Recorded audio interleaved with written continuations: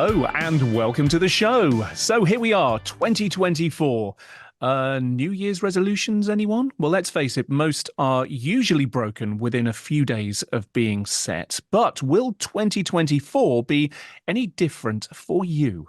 Well, if you work in cybersecurity, or let's face it, even if you don't, 2024 had probably better be different from what's gone before if you want to keep your company, your family, and yourself safe from bad actors.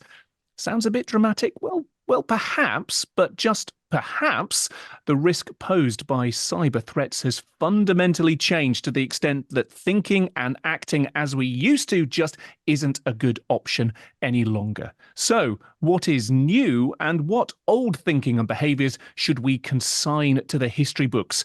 And what does this all have to do with sin eaters and shock absorbers? Well, joining me to chew over this 2024 cybersecurity state of the nation are two guests, and I'll leave you to decide which is the sin eater and which is the shock absorber. As always, we have MetaCompliance Chief Evangelist Robbie O'Brien. Hello, Robbie. How are you doing? Hi, David. Good to see you and glad to be here. I just noticed I'm without my assistant that I normally have, Scooby-Doo, and Wow. I think a young lady of 6 years of age with the name of Molly decided to come in and rob him. So I just looked there and I felt the dog's gone. So I'm going to have to just work without him. Oh, my so word. that's anyway. Looking forward to today's discussion.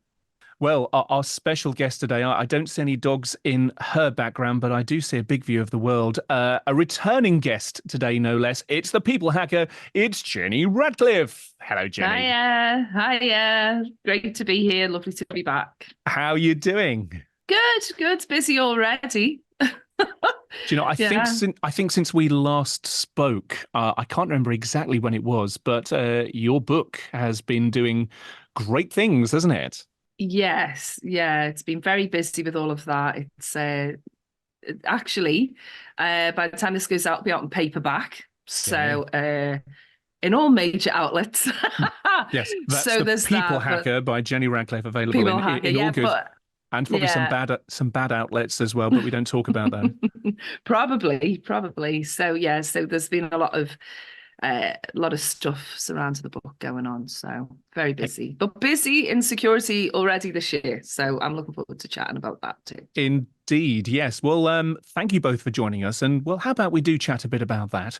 So today's show is maybe just a little bit different. Rather than tackling a single theme like we tend to do on the show, we're tackling an entire point in time, a state of the nation, if you will, a reflection on where we are right now and what might be just around the corner. And of course, what organizations and individuals can best do to prepare for it.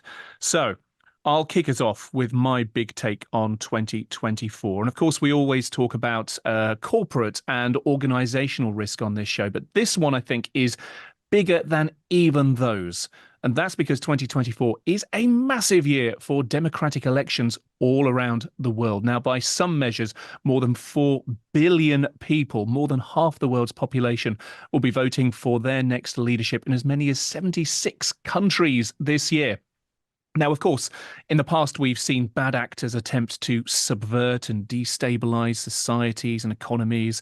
But, well, is there an argument, and this is what I want to put to you, Robbie and Jenny, is there an argument that in 2024, with increasing access to, increasingly powerful tools, that malicious forces are capable of creating even more chaos to an even broader number of people than ever before? And frankly, we just aren't ready for that. Of course, I'm talking about generative AI, 18 or so months into this current wave of words, pictures, and videos created by big computers. And that leads to deepfakes, digital deception, manipulation that can take down Twitter, not only with pictures of Taylor Swift, of course, but that they can be used to undermine elections, destabilize society, create political and economic chaos.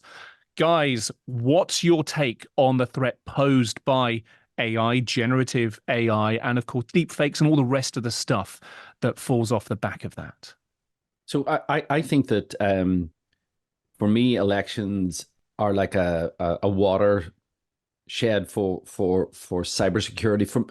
If I look back at around 2015, 2016, with the Democratic convention, with Hillary Clinton's emails, that sort of put cybersecurity front and center on everybody's desktop, mobile phone, and it has never really shifted. It's been there ever since. And I think then after that, the 2020, everybody was worried about that. I think that you really have a big theme play with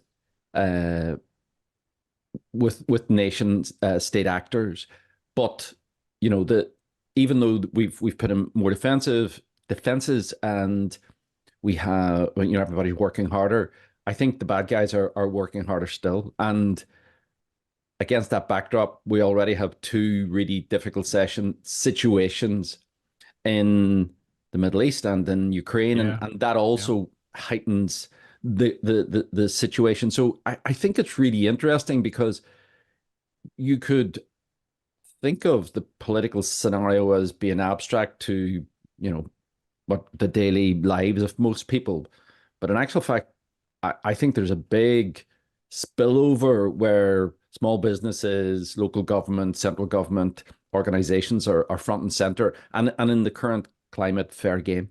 Jenny, what's your take on maybe starting off with the political side on this, but then how that spills over into our everyday? It's not new that hostile states or state actors would try and control people's information environment. That's something that's been around for as long as you can go back. Yeah. But what these new tools are doing, and what social media's done, if you just take sort of the social media, it's allowed that to happen at scale. Yeah. So it's both targeted and general. So targeted because the data that can be collected, we can target, in the case of elections, people who are on the fence about where to vote, making sure that their information environment is filled with a message that is designed to persuade them to fall in a certain way, if you like, both legitimate and not legitimate, and we sort of seen that in investigations by journalists, as Robbie said, going back a few years now. I mean, God, almost a decade now. Yeah. How strange to say, because 2016 still sounds so recent, doesn't it? But it's I mean, we're in 2024. So I think that's something that it's not just when there's an election looming. It's ongoing campaigns of ensuring that what people are fed all the time through their social media feeds, through the news outlets that they're directed to and that they go to, there is biases all the time, and that's a destabilizing influence potentially, which has been looked at over the years, and there are ways. I think you're going to get onto it in a minute, but there are some countries that look at that in a more kind of sort of logical way, more sort of scientific way, critical thinking. So I mean, there's that, and I think one of the dangers is to say, oh well, they're influencing the elections, or there's a potential of election interference, without really realizing that we don't need to interfere with voting numbers or anything else if we're influencing that information environment for people all the time. So it's something that's that's much deeper and much more sort of sinister and ongoing, even than helping to kind of rig elections in lots of different countries. And I think one of the things that I'd say is that it's almost AI and deepfakes and the other things that you've spoken about are in some ways a distraction from that deeper, more sinister, more broad-reaching message, because it is so destructive to see fake videos of people. And I talk a lot to individuals about, it doesn't matter how the message is conveyed, it's what's contained in the message we need to be analytical of. And I've said it before, but deepfakes, voice cloning, are extremely dangerous. They're a game changer for social engineering and for scams and phishing and everything else, because on a day-to-day basis, normal people are really going, and everyone, I say normal people, I mean people outside of security industry, right? People who are not in this kind of constant analysis of what's out there, but most people would be fooled by a deepfake or by voice cloning, and we have to constantly remind people that this can be very good, very convincing, but it's the message that's important. So I think it's going from the macro level and, geopolitical level all the way down to the individual. But I think as an industry, we need to be careful to keep the message going to individuals, but remember that that is an awful and has terrible consequences. But on a global level, it's a much more strategic, long-term, thought-out campaign of disinformation and misinformation in people's information environment. Robbie, in terms of other ways in which AI is being used, generative AI or other types by bad actors, I guess these tools are just becoming more and more democratized, available to more and more people. And to your point earlier, that just enables more automation and more scale in their attacks.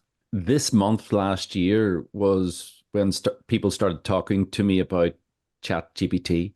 If you went 5 weeks before Christmas, I heard about it. It was in the background. Yeah. Nobody was talking about it. Come January, come February, people were looking licenses for marketing, AI type products, coding type products. And so in commerce and in governments, people are still feeling their way as to how can we deploy this. And, the latter part of last year saw a plethora of different, purpose-specific AIs that, is the next evolution of the large language models. And I think the cyber criminals are doing the same thing. They're trying to work out how can they evolve these tools to industrialize what they're doing more. Well, there's two aspects. One, industrialize, so do more with less. And the second thing then is to enhance the specific attacks that they have. But two that I can already see clients talking about is where before you could rely on language as a tell that this might be a fish. ChatGPT or whatever, and ChatGPT is free, right?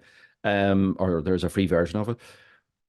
That takes away that issue. And I know that some of the scammers use sort of mistakes as a way of streaming their audience, but still it sort of allows you to take away that educational barrier that existed before, and it also takes away the language barrier. So if you're doing a particular outbound mail in English, it's as easy to do it in Portuguese or French.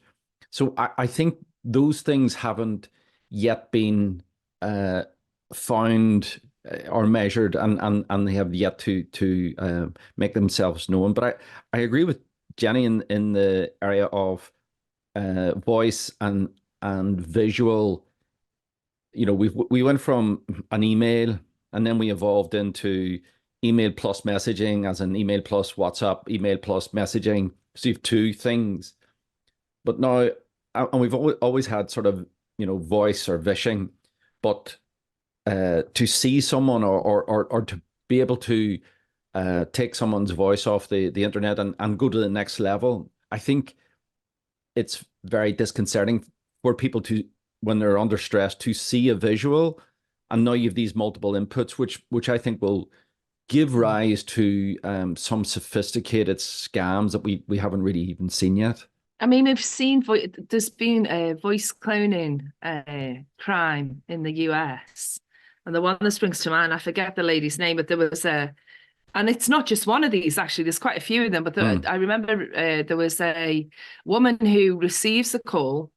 It sounds like her teenage daughter screaming for help, that she's been kidnapped, screaming for help, they're going to hurt her unless she pays all this money. And they asked for, I think that's for $500,000, and she didn't have $500,000, but she'd made them an offer, these kidnappers with their daughters screaming in the background, and went to meet them. And it was only by chance that didn't pan out. I think she got a call, or somebody calls, I know, we've got your daughter here, she's absolutely fine. And it was a voice clone. And it went to, I'm fairly sure to say that went to at least to Congress, or she spoke about it at a very high level in the US government to say, obviously all my emotions are raised. You want to just act, you want to go and rescue. And this was completely fake.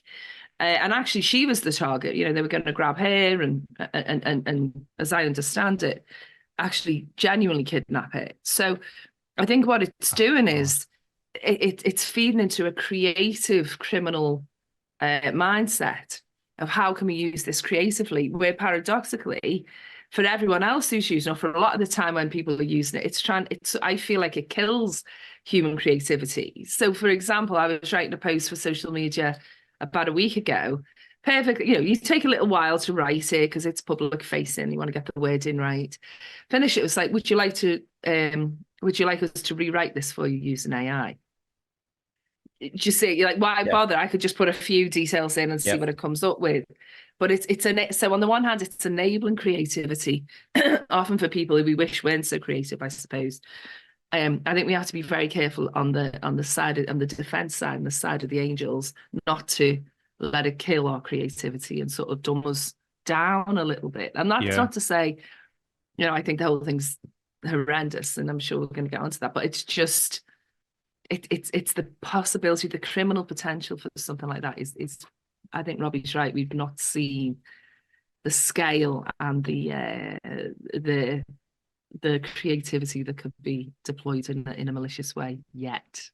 This brings to me this word trust, and an observation that up until now, certainly for many people, maybe my generation and older, I don't know about younger generation necessarily, but there is a sense of trust in the authenticity of videos, certainly, and also of what appear to be still images that have been taken by a camera, whereas we might not trust an illustration, a cartoon, whatever it is, something that was clearly synthetic, clearly been human generated. There was an innate trust in something that's video, because that can't easily be tampered with, of course. Now, we haven't grown up in, well, okay, maybe there's an argument contrary to this, but we haven't grown up in a propaganda state here in the UK, and so on. So video on the whole has been trusted, but it strikes me that where we are now, again, 2024 maybe being this inflection point, that we can no longer trust images that look as though they have been captured by a camera, whether that's still or moving. And we now need to reprogram ourselves to question, to, again, never trust, always verify. And that's just something that I think we haven't been brought up with, that we're not used to. And it's going to take a while for us to have that distrust filter front and foremost in our minds. One of the things that, I spoke to about when we were doing some of the prep for the show was that there are countries that did grow up in a more kind of acknowledged propaganda environment. And the one that came to my mind, because I did some work out there amongst people who were talking about this, was in Finland, where they teach children at primary school level to fact check, essentially, and are amongst the global leaders in checking facts and teaching journalists and researchers, and working with universities, Stanford, I think, and amongst others, to make sure, or to try and introduce critical thinking into people's minds at a very early age.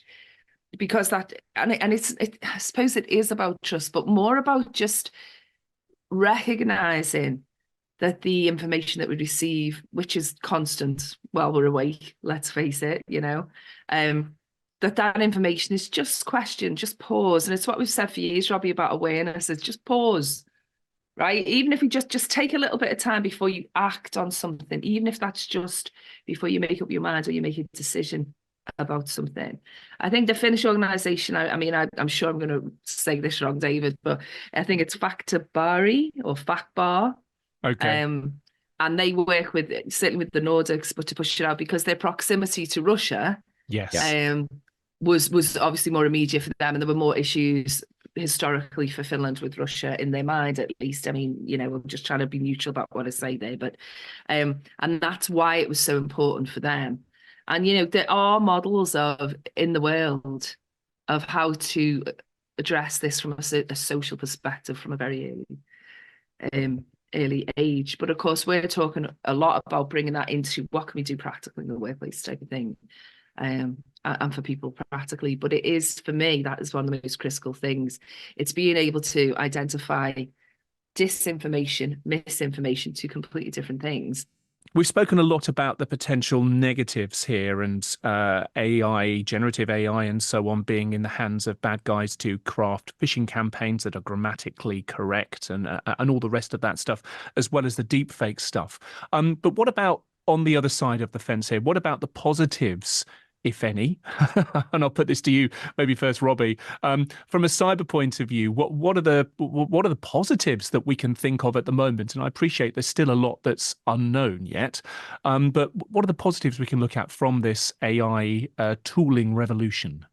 For me personally, and I don't think this might not be this year, but I think quantum computing offers a big opportunity, because it's a price point and it's a computing capability which I just can't get enough of, that presents a barrier, both a technological and financial barrier to entry to certain cyber criminals. So if you have some AI that actually can do the detection and prevention, and then you back that up with another quantum leap in computing, then you take yourself forward. That I think is positive, not yet there, but I think is showing really good early stage signs. And I mean, let's face it, the reason why we are where we are is that all this technology, from essentially email marketing, domain, buying domains, all those things, setting up websites, was democratized. It's cheap. It costs nothing. So there's no it's a relatively risk-free from a criminal's perspective, and it's really easy to get into, and you just need a lot of smart guys. So I think there has to be a change, and I think unfortunately the change will be driven by cyber war as opposed to cyber crime. Jenny, do you have any positives that you can see as you horizon scan that AI might be able to bring to us? Yeah, of course. I mean, first of all, if we can create deep fakes and voice cloning and everything else, then we can use AI to defeat it. So we can, there is no reason why these tools can't be used to spot these fakes and to watermark them and everything else. And there are some companies that are doing great work, I think. And the one that springs to my mind, I'm not going to name the company, but there's a company that springs to my mind. They're using sort of biotech. So there's a difference when I'm talking to you and I'm real. So if it was generated in things like pupil dilation and endocrine activity and things like that, which the human eye may not spot, but we can maybe train AI to do it. And I think that is a huge market opportunity for tech companies to be the ones that help defend against the misuse of what really should be a huge tool for humanity. Should be replacing mundane tasks, aid in education, and speeding everything up so that we can spend time on the things that really matter and the things that are important, and use our brains and our human intuition to invent other things that help everybody. So, I mean, I think it's a case of we can't be naysayers about it all the time. We've got to believe that our good people using this massive capability to defeat the bad guys and to do good things and to make the world move quicker and better. So, I mean, I do see that. And I see things like just, art restoration and interpretation. There's libraries. I was reading recently, there's a library in Tibet, I think, which it's got all these hundreds of thousands of scrolls, all documenting all sorts of aspects of philosophy and poetry and human history. But humans have only managed to translate 5%. But those algorithms that these sort of supercomputers and this artificial intelligence have might mean that they can broadly interpret them. much quicker. So, there's massive advantages, but when they do translate those quickly, what they need to do something with that is a soul and a human intuition, and I don't think that'll ever be replaced. So I think it's up to us to make sure, us as society, as people, to make sure that we use these things for the benefit of everyone and not just kind of panic about the potential risks. So Yeah. I do see it as a good thing. Yeah. For me, the productivity improvements and the process improvements associated with AI are just so overwhelming that there is just no possibility of an organization keeping it out of their organization. So the use of it is going to be absolutely widespread. The problems again that's going to generate for us, we have yet to see them. Yeah. When I talk to customers, their worry was mainly in a couple of areas. One is the area of IPR leakage. So people are putting either code or designs into the model and saying, "Could you improve it?" So that's a big awareness challenge for people. And then the other thing is data sovereignty. Where is it? Where does it go? Who owns it? So those two things are being solved technically, where you can have AI for you, or a national access, and I think they'll be solved much quicker than the challenges of before. Say bring your own device took years to, and I don't think it ever did get resolved. It just happened. AI is going to be another thing, both in all the areas from engineering to computer programming to marketing, the creative arts. It's just going to be there, and so now we have a jumping on point much higher than we had before, which I think allows for greater productivity and allows for things that we never thought possible before are going to be happy. So I agree with Jenny. It's really positive. I think you just have to recognize that it's also a big opportunity for the bad guys to come across the wall in new and interesting ways. Let's focus now a little on how organizations can respond to these emerging threats, and whether working in public or private sector, ultimately there is somebody responsible for facing up to this risk in any of those bodies, being the shock absorber or the sin eater within the organization, coming back to the title of today's show. And Robbie, I'm going to throw this over to you first. When we were brainstorming some ideas for this show, I'm going to point at you. You brought up the concept of this sin eater, and we all really liked it. So maybe just share with us your definition of what a sin eater is and why that might be an apt description for an organization's responsible cyber person, whether that's a CISO or another role. Back in the days when the Catholic Church ran the Western world, right, and pre-Reformation, and they were up to all sorts to make money, because there was great money. If you look at all the cathedrals, you look at all the bishops' houses, it was e-commerce way ahead of its time. So at that point in time, everybody was worried about sins, right? The sin was a big thing, and there was a guy. It was typically a man who went around village to village. They all knew, because he must have dressed a bit crazy, and his job was you would be able to sell him, or you would be able to sell him your sins. So if you had, say, killed your neighbor's cat or something like that, and you were feeling bad about it, believe it or not, that's not actually a sin. But I'll use it as an analogy. That isn't in the 12 big ones.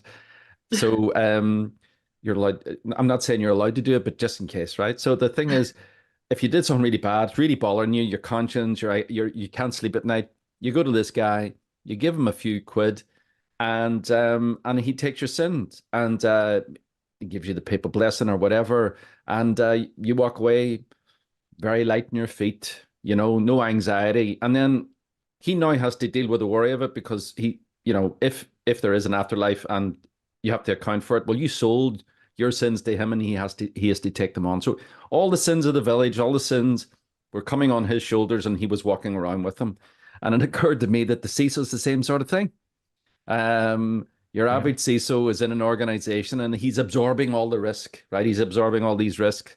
Every dumbass thing that somebody does in the organization that gets, basically, he has to run in with a big bucket of water and try and put that fire out in whatever way he can. And for me, I have been over the last sort of 20 years been sitting with a CISO having a cup of coffee, and the next thing the guy gets a call, and it's inevitably the phrase is, "You did what?" You did what? Didn't I tell you couldn't do that? Why did you do? And it's that sort of, and it's sort of, Robbie, I'll be with you in a few minutes. And they go off and they try and typically the person comes back and they says, "You will never believe what I've had to deal with. Oh, the things I have to deal with."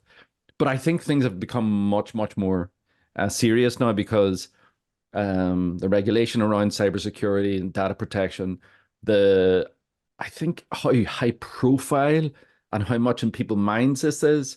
It would be great if CISOs, maybe that's a role. You could go to CISOs and say, "Listen, any of your incidents, I'll buy them, or sell them to me, and I'll take the hit."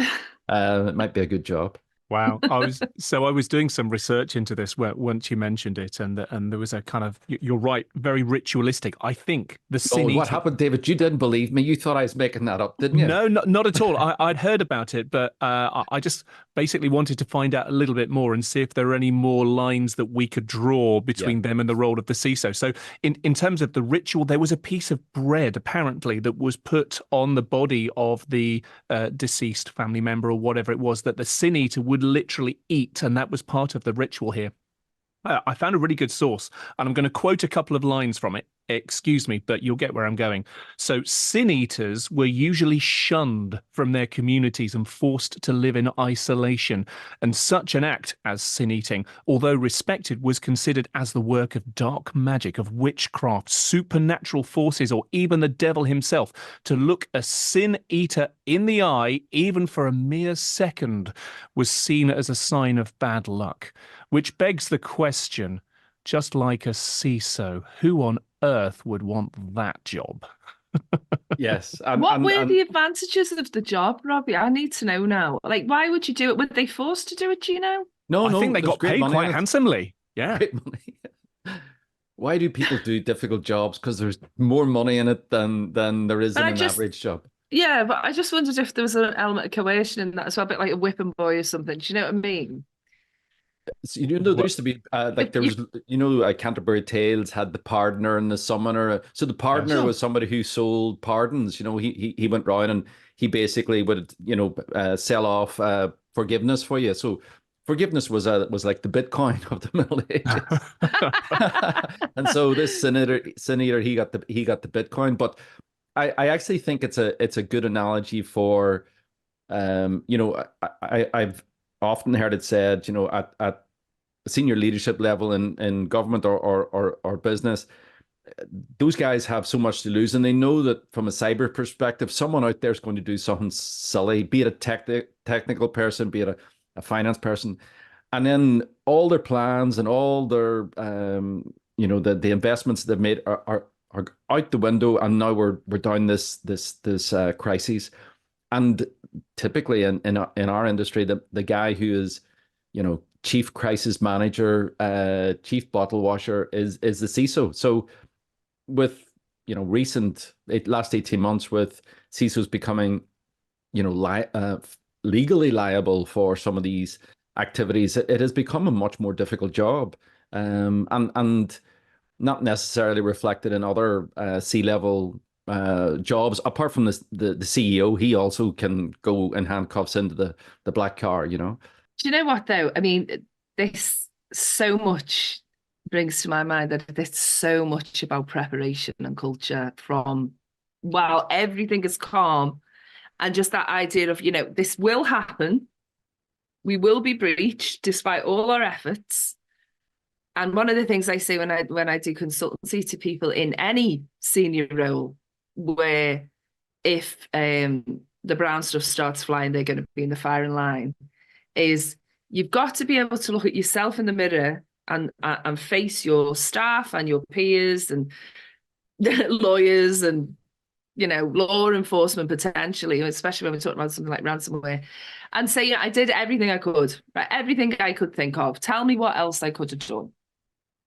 But this is a job that is risky, and we know that this is probably going to happen. At some point, it gets through, right? We know there are very secure companies, there are tech companies, Robbie, who've been breached. Yeah. Who were in charge of, cybersecurity on a global geopolitical scale, sort of geoglobal scale, international scale rather. So we know that that's the case. So it's all about saying, I'm coming in and inevitably this will happen. Great if it never does, but let's just say inevitably it's going to happen. So it's about communication and preparation before, and it's about what we do when it happens.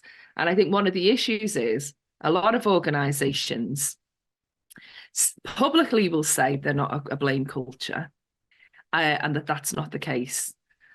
But privately, behind those closed doors, whenever something goes wrong, no matter what the context, my experience has been somebody's looking for someone to blame. Yeah. And you'll also find, I think, that there might not be a blame culture at a overall organizational level, but within the senior leadership team, you're expected to, hold yourself to a different standard. You're measured by a different set of rules, and so you should have known better. You should have communicated better. You're getting paid a lot of money to be this adult in the room. Yes. I think what you said's right, because what the CISO, that concept of a CISO actually is doing, is saying you can do anything you like, and I'll just take responsibility for it. You can pay for responsibility to be passed on. And what you said is right, Robbie. It's that we've got to show people that unless people do take responsibility on an individual level, departmental level, for security themselves, and therefore, by sort of the organization by extension of that, then we can't be secure. So it's like in fact, there is no such thing as a corporate sin, he said, because no one individual, even one department can actually sufficiently absorb the sins to make you secure. Yeah. So within an organization, there's no such thing as the corporate sin, he said. It's got to go to everyone else. And of course, I guess where the Sin-Eater thing falls down, and Robbie, you alluded to it a moment ago, and maybe where Shock Absorber also fits in there, is that a Sin-Eater feels to me like it's a purely reactive role. You are responding and taking on board somebody else's sins, but surely in the role of the CISO, you have a proactive role as well. And you mentioned it there. 80% of your time should be spent in communicating, maybe with the C-suite or elsewhere, not just responding to cyber incidents as they come in. But let's just wrap up with a few takeaways from today. Summary, I guess, 2024, existing threats, new threats scaled up thanks to all of this AI and automation, tools in the hands of more bad actors than ever before, and so on. Are we all doomed? Well, I think we're certainly feeling some positivity here about the way that these tools, and indeed those of us in charge of them and organizations, may well be able to face up to these. What advice do you have, Robbie and then Jenny, for those responsible for keeping our organizations and indeed our societies safe, whether you're a CISO or otherwise, in the face of this rapidly changing, certainly accelerating sense of risk and threat? I mean, from my perspective, and it's interesting, we said, 2024 is going to be a pivotal year. If, listeners have been working in cybersecurity for, 20, 10 years, whatever, and doing all the things that you're supposed to be doing, I think we have to accept that the market has matured, and not just the market for protection, but the market for offense. The technological market has matured with things like AI, and the working environment has changed after COVID with working from home and the use of video in this medium as voice as a way of communicating with people. And so therefore what got us here won't be good enough to take us forward. That's just logic.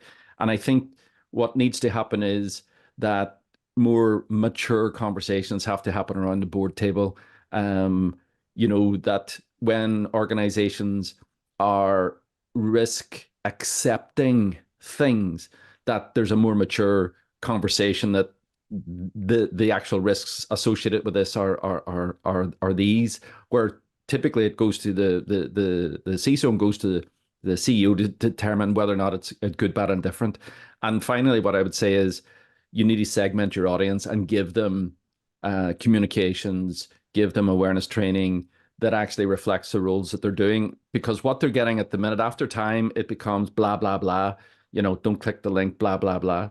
And really that's that the more that we can help people recognize in their roles that they are a target, a legitimate target, then I think you're appealing to people's better nature, and most people want to do a good job. And Jenny, whether you are a CISO, a sin eater, a shock absorber, all three or something else, what's your quick piece of advice for those who are responsible for facing up to these emerging cyber threats in 2024? Do you know, it's not even a 2024 specific, but I kind of was thinking about this before, and I sort of wrote it down. I think the first thing is simplify everything you can in that organization, streamline wherever you can, try and stop having so many balls in the air, so many plates spinning, simplify and kind of, focus on things. And I think to do that, people need to be more organized. I just see organizations, it's so hard to be organized these days, but tidy, simple, wherever you can. And I think we have to prepare, rehearse, and communicate to everyone all the time that things are different, it's changing, it's evolving quicker than we've ever seen. But I suppose the one thing that came to mind, all of that's true, is we've got to be informed now.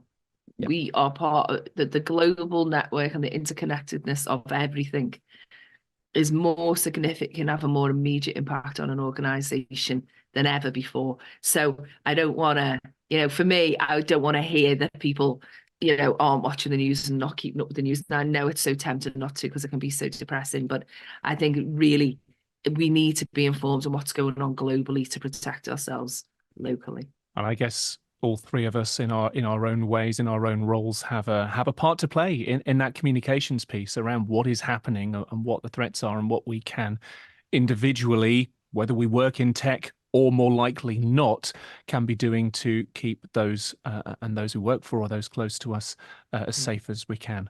Thank you very much. We are out of time for today. Jenny, as always, terrific to have you on the show. Where can people best tune in online to your words of wisdom? Oh, well, social media, LinkedIn, Twitter, Instagram these days, all very multi-factor protected and everything else, but People Hacker is the handle, or Jenny Radcliffe. That would be where you can find me. Yeah, you're difficult to ignore online, and we love you for it. Thank you very much. Robbie, where can we go to find out how you at MetaCompliance are helping organizations to best prepare for whatever it is that 2024 has to throw at us? Well, 2024 for MetaCompliance is two big things. We have our latest installment of our really successful Cyber Police Netflix style series coming out in April. That's season 3. And I think if anybody goes to the website, if they're interested in audience segmentation, they're interested in departmental training, there's some really, really good assets and information there about how to train marketing departments, how to train legal departments, HR departments. And it's something we're very passionate about. Well, I look forward to catching up on the cyber police story, from where you keep on leaving us on cliffhangers. So good work there. Look forward to catching up on that. Jenny, thank you. Robbie, thank you too. And thank you all for tuning in today too. Until next time, from all of us, bye-bye.